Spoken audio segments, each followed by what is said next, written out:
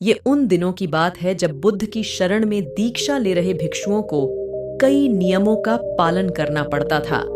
वे किसी के भी घर 3 दिन से ज्यादा नहीं रुक सकते थे। यह नियम स्वयं बुद्ध ने बनाया था। उद्देश्य ये था कि उनकी सेवा में लगे लोगों को किसी तरह की कोई तकलीफ न हो। बुद्ध और उनके भिक्षु जब यात्राओं पर निकलते थे तो वे रास्ते में आने वाले गरीब घरों में ही शरण लेते थे। वे इन घरों में अधिकतम 3 दिनों तक रुक सकते थे। 3 दिनों के बाद उन्हें अगली यात्रा पर निकल जाना पड़ता था। एक दिन वे ऐसे ही एक गांव में पहुंचे। बुद्ध और उनके शिष्य अपने रहने के लिए जगह ढूंढ रहे थे।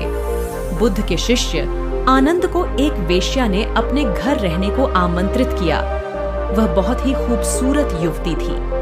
आनंद ने उसे कहा कि वो उसके घर पर रह सकता है, पर इसके लिए उसे बुद्ध से अनुमति लेनी होगी।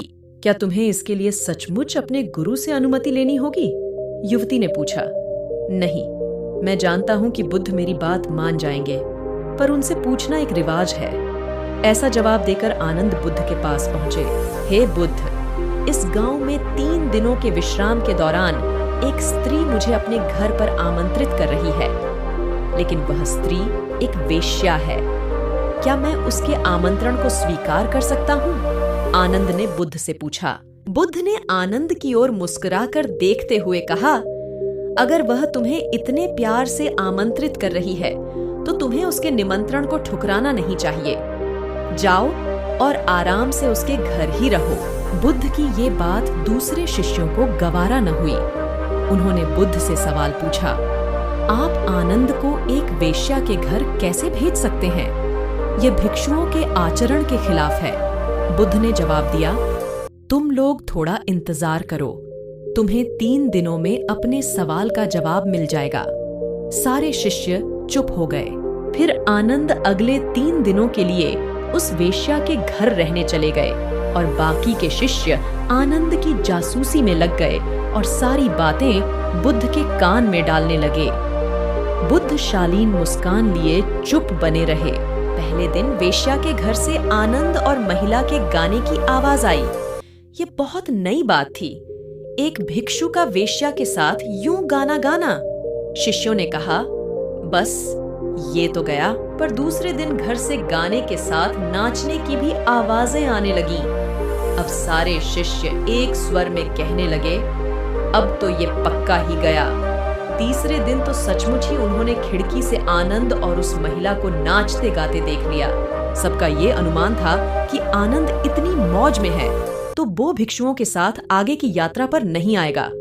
अगले दिन सभी भिक्षु कानाफूसियों के बीच चौक पर जमा हुए। सभी ने आनंद के आने की उम्मीद छोड़ दी थी। सभी सोच रहे थे कि वो इतनी सुंदर स्त्री का साथ छोड़ भिक्षुओं के साथ क्यों आएगा। परंतु तभी सबने आनंद को एक सुंदर स्त्री के साथ अपनी ओर आते देखा। वह सुंदर स्त्री एक महिला भिक्षुक का रूप धरे हुए थी। बुद्ध उसे देखकर मुस्कुरा रहे थे, जबकि बाकी विस्मित होकर खुले मुंह से आनंद और उस महिला भिक्षुक को ताक रहे थे। बुद्ध ने आनंद की पीठ पर हाथ रखते हुए भिक्षुओं को संबोधित किया, अगर खुद पर भरोसा है तो आपको कोई भ्रष्ट नहीं कर सकता, बल्कि अगर आपका चरित्र बलवान है तो आप भ्रष्ट को भी चरित्रवान बना सकते हैं।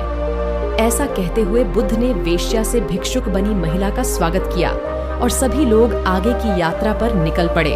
बुद्ध और आनंद की यह कहानी हमें सिखाती है कि अगर हमारी इच्छा शक्ति मजबूत है तो हम किसी भी स्थिति के गुलाम नहीं बनते।